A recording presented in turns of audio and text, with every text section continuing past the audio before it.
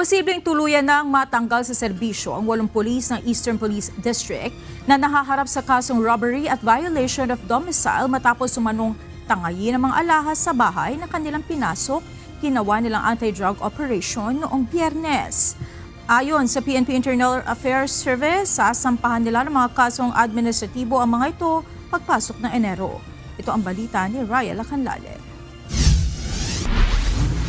So marami kaming nakikita at nadidiscover na talagang medyo paltos ang ginawang sinasabing operate ng grupo na ito. Nakitaan ng maraming butas ang isinagawang anti-drug operation ng 8 miyembro ng Eastern Police District Drug Enforcement Unit noong 1 linggo.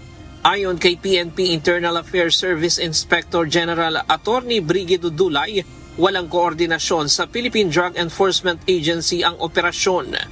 Wala rin umanong ipinakitang arrest warrant mula sa korte ang mga pulis, bagay na pangunahin sa police operational procedure sa pagpasok sa bahay ng kanilang target.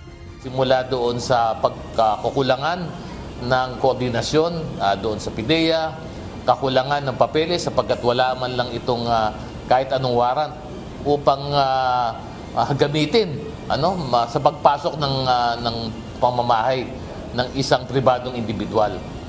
Bukod dito ay kulang din at kapos ang mga papeles na dapat nagagawa ito kung ito ay isang lehitimong pulis.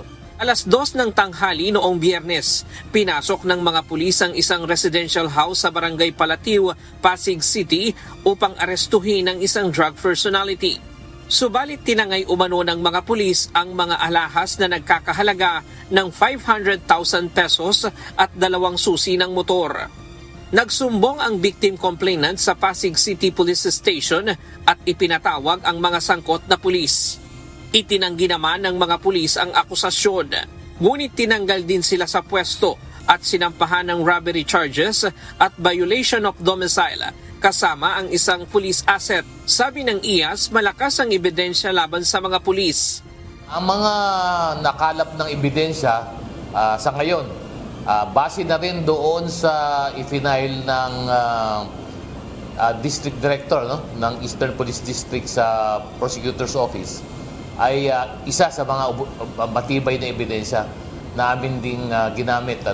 Sapagkat alam niyo naman na itong 8 pulis na to ay nasampahan na to ng kaso sa piskalya at nagkaroon na ng information, na file na ng criminal charges at nakapagpiyansa na. So kasama yon doon sa aming mga ebidensya na nakalap at bukod doon ay mismo yung pamilya, mga biktima ay nagpunta at dumulog sa amin para magsampanay ng hiwalay na sakdal para sa isang kasong administratibo sa 8 nasasangkot na pulis. Sa unang linggo ng Enero, target ng PNP IAS na masampahan ng kasong administratibo ang mga pulis at posible silang matanggal sa serbisyo bukod sa kasong kriminal na kanilang kinakaharap. Ang range ng kaso dito ay mag-uumpisa mula sa less grave misconduct hanggang grave misconduct at conduct unbecoming of police officer.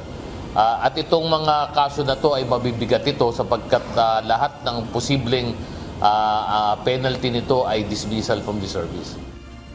Hindi na na-recover ang mga alahas na tinangay ng mga pulis. Ang PNP, pinalitan na ang lahat ng tauhan ng Eastern Police District Drug Enforcement Unit. Ryan Lacanlale, UNTV News and Rescue. Diyos ang aming sandigan, serbisyo publiko ang aming pinahahalagahan.